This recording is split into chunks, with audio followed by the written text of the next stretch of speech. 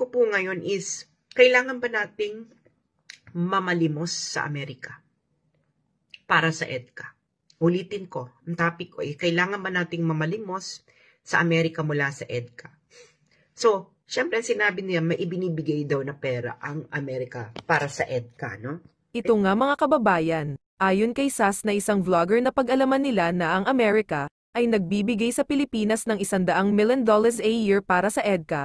Ito ay kasunduan ng Amerika at Pilipinas. Ito ang aalamin natin sa video na ito. Kung bago ka lang sa aking YouTube channel, baka pwede makahingi ng like at subscribe at click mo na rin ang notification bell para updated ka sa aking nilalabas na bagong video. Salamat po. Ko po ngayon is, kailangan ba nating mamalimos sa Amerika para sa EDCA? Ulitin ko, ang topic ko ay, kailangan ba nating mamalimos sa Amerika mula sa EDCA? So, syempre sinabi niya, may ibinibigay daw na pera ang Amerika para sa EDCA, no? Ito ang amount sa EDCA na ibinibigay na Amerika ay so 82 million yung initial plus 18 million. So 82 plus 18. So more than 100 million. So 82 million plus 18. Yan ang EDCA. Ayan ang presyo kung bakit sabi natin ay kailangan natin ng Amerika kasi nagbigay daw ang Amerika ng sabihin natin 100 million US dollars. Yang 100 million US dollars po. Okay? 100 million US dollars to Philippine pesos. Yan po ay nagkakahalaga ng 100 million is, yan po ay nagkakahalaga ng mga 5 billion. Okay. Pero unahin po natin yung 82 million. Okay. Yung 82 million kasi yun yung unang limang EDCA. So, yung 82 million US dollars ay 4 billion. Okay. Kailangan ba natin yan? So, that is for 10 years, mga friends. Yung 82, yung 4 billion na yan is for 10 years. 10 years. Okay. Ngayon, ang Kongreso kasi, wala sila katulad dun sa US Congress na itemized, no? Yung talagang liquidation up to the last centavo. Wala silang ganyan. Ang meron lamang po sa COA is ito, itemized list of expenses for each senator and member of House of Representatives. So, pag kinlik nyo po yan, so, makikita po natin yung available report sa Commission on Audit. Okay? Pasensya na kayo, medyo may kabagalan at ako ay naka-VPN. So, hintayin lang po natin, no? Mabuksan ito. So, okay. So, makikita nyo, ito, ayan lang ang report. Dalawa lang ang report na available, 2020. Ay, isa lang pala, 2020 lang. So, nasa yung 2021, 2022? Oh, nasa yung 2019? Nasa yung 2018? Ayan lang available, oh. Oh. So, pag pununta tayo ng House of Rep, ng itemized list, okay, mag-open yan. So, nakita nyo na, ganyan lang yan. Okay, ganyan lang, oh. Yan lang, basic salary, chairman allocation, foreign travel, contractual consultants. Hindi po yan detalyado katulad dun sa US Congress. Okay? Kita nyo na? Ganyan lang yan. So, ang tututukan ko po dito is yung Public Affairs Fund. Okay? So, 2020 lang po ito ha. Uulitin ko, sa 2020 lang po ito. Kita nyo? Lahat ng congressman may Public Affairs Fund. So, para saan yung Public Affairs Fund? Diba? So, ang total yan, pag tiningnan mo ang total ng Public Affairs Fund, pare-pareho sila halos lahat. Okay? Okay, ano bang total ng Public Affairs Fund? Ang total ng Public Affairs Fund ay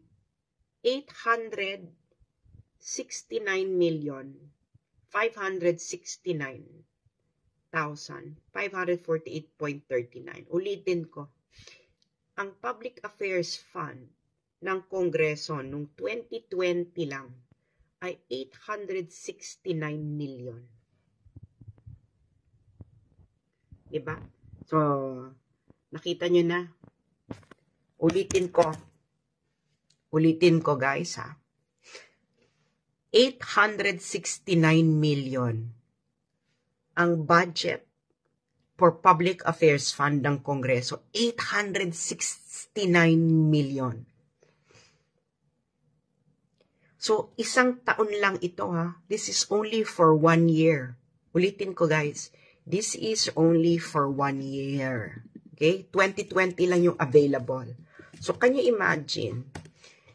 In 3 years, kung 869 million per year, 2 billion for 3 years. Public Affairs Fund. At wala itong resibo, guys. Walang resibo. Hindi naman to confidential fund, di ba?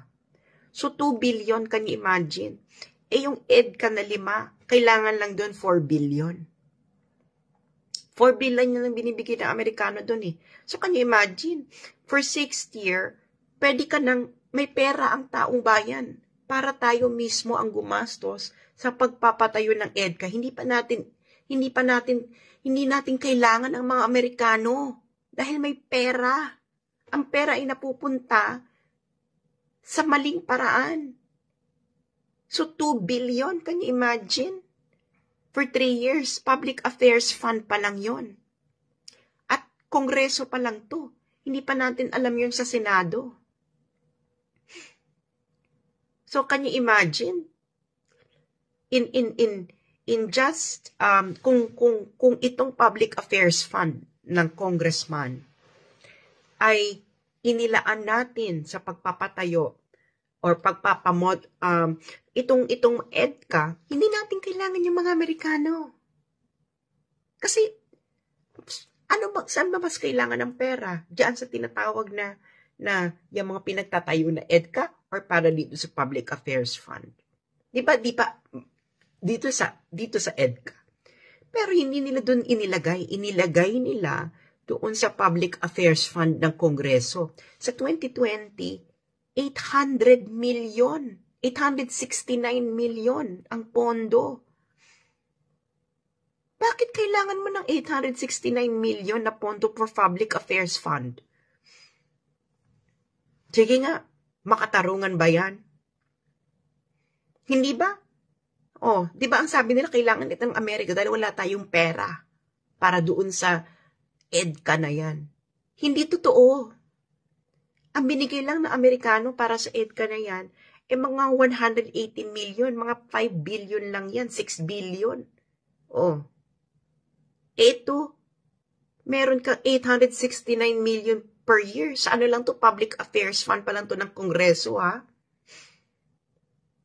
Sino ba nakikinabang dyan sa Public Affairs Fund ng Kongreso? Di ba media? Oh, kaya ayaw nila itong pag-usapan. Di ba? Kaya ayaw nila itong pag-usapan. Sabi ni Dennis Carr, tinatanong ni Dennis Carr and Peñafiel, ano ibig sabihin ng Public Affairs Fund? Well, ito ay pondo na ginagamit, ito ay ginagastos for public affairs. So, ano bang ibig sabihin ng public affairs? Ito yung media relations. Diba? That is for media. Communication media. Can you imagine? Diba? Diba libre lang? Bakit kailangan mo ng public affairs fund? Sino kailangan? Hindi nga rin natin alam. Sinasabi ko sa inyo mga kababayan, hindi natin alam kung saan ginagamit itong public affairs fund dahil nga wala po itong detalyadong liquidation kung sinong mga nakakatanggap ng public affairs fund na yon. That's 869 million only for 1 year. Oh. Diba? So, hindi mo kailangan mamalim sa mga Amerikano. May pera eh. Napupunta lang sa mali. At karamihan ng pera ay nandyan sa Kongreso at Senado. Oh, nasa kanila. napupunta sa kanila. Paano natin malalaman na hindi napupunta sa mga bulsa nila o sa kahadiyero nila ang pera? Wala nga silang liquidation with resibo. Hindi po kailangan ng resibo. Certification lang. Di ba? Kita mo yung Public Affairs Fund. 2020 lang po yun 2020. Hindi po available yung kung magkano yung ibang panahon. 869 million for 1 year. Ang EDCA, kailangan mo lang yan. Kailangan mo lang yan mga 5 billion. 5 billion. So, ilang taon lang yung 5 billion na yan? Di ba? Sabihin natin 869 million per year. 5 years. Can you imagine? In 5 years, kaya na natin magpatayo ng EDCA sarili nating pera. Hindi pa natin kailangan isurrender yung sovereignty natin sa Amerika. So, ang nangyayari, sinurrender natin yung sovereignty natin sa Amerika dahil ang isip na itinutok sa inyo ay wala tayong pera. Merong pera.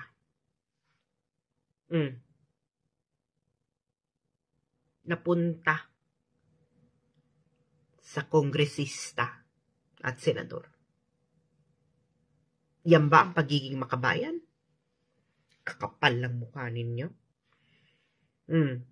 Ilabas ninyo ang liquidation with resibo ng inyong MOOE. Pero wala kayong mailalabas. So anong ibig sabihin yan? Paano nyo mapapatunayang wala kayong kinupit? Wala kayong individual COA audit. Paano nyo mapapatunayan na hindi nyo inilagay yan sa kakadiyero ninyo? Wala kayong mga resibo up to the last centavo. Maawa naman kayo sa mga Pilipino. Can you imagine, ginagawa nyo ito taon-taon? Guys, every year ito ang kaugalian sa Kongreso at Senado.